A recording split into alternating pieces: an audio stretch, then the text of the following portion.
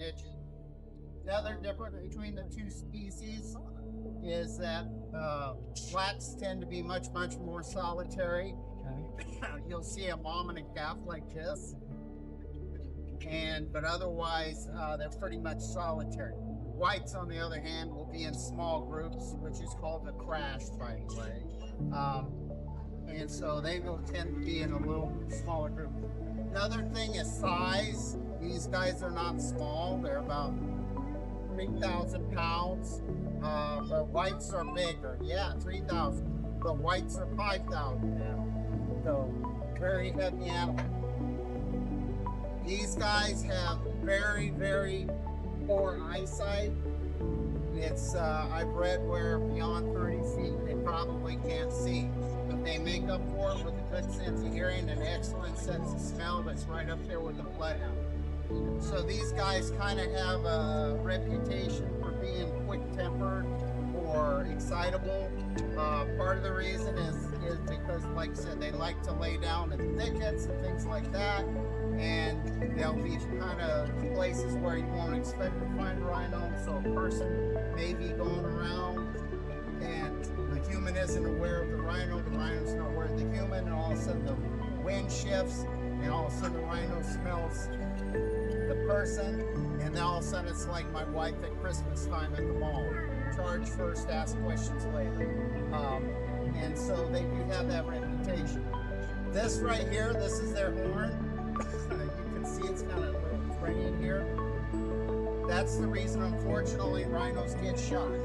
This is a material called keratin. It's very hard-packed keratin. It's the same stuff that's in your fingernails and in your hair, okay? But unfortunately, there are some cultures in the world, in Southeast Asia, that believe if you grind up keratin and ingest it, it'll cure you of all sorts of ills, from gout, backaches, intestinal problems, headaches, make you better, love you, cure you of cancer, you name it. You know, as far as Western medicine can prove, the only thing it does is the placebo effect. But if you're 100% brain convinced that taking that will cure you of cancer, maybe it'll happen. But unfortunately, in real science, it has absolutely no. Like I said, this is a calf. She went in the wild. She would stay with mom about a year and a half, 2 years. She gets weaned way before that. So this so-called baby was stealing from mom probably about a month ago. So I think she was about this big. So it didn't look really good. So they will try and still milk if the mother arrives. Now, people sometimes ask about the teeth. The teeth are back here. Generally speaking, up here, there's not really any teeth. The teeth are more back here. It's more all the molars and stuff like that. So there's really not much except hard palates. So I don't have to worry too much about getting my fingers dirty. At least by the teeth. You don't want to get them back there. Rhinos are mammals just like us, which means they have hair or fur. On black rhinos and on most rhinos, there's really not much example. You see on the edge of the ears, the eyelashes, and the tip of the tail. Rhinos on a warm day like today, rhinos do have sweat glands, but they don't really work per se like ours do to cool us off. It's more kind of a excitable type sweat gland with them. So what they do is they'll go into mud holes and get into the mud, cool off to some degree. It'll cool them off. It'll also provide insect repellent because flies and mosquitoes love to try and bite through 6 inches of mud. And it's also good for the skin. So they do like mud.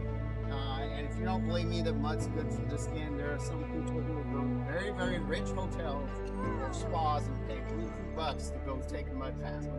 Rhinos will do it for you. So, does anybody have any questions about rhinos?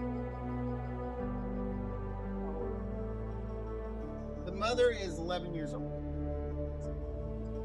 They will generally live to somewhere between 30 and 40 years of age, generally speaking, if they don't get poached by man. Females will generally live longer than males because pretty much the only thing, without some freak occasions, the only thing that otherwise kills a male rhino is another male rhino and fights a female. There are occasions where like calves might come into estrus and the calf might still be hanging around. It can be perfectly independent, but the male will, as long as the baby does, as long as the calf doesn't get in the way, the male will pretty much be indifferent. But if it gets in the way, then the male, there's been cases of males knocking animals of that size out with close dogs. So dads are basically, once they impregnate the female, usually after that, the female doesn't roam around, and the males just kind of come by and check the and they're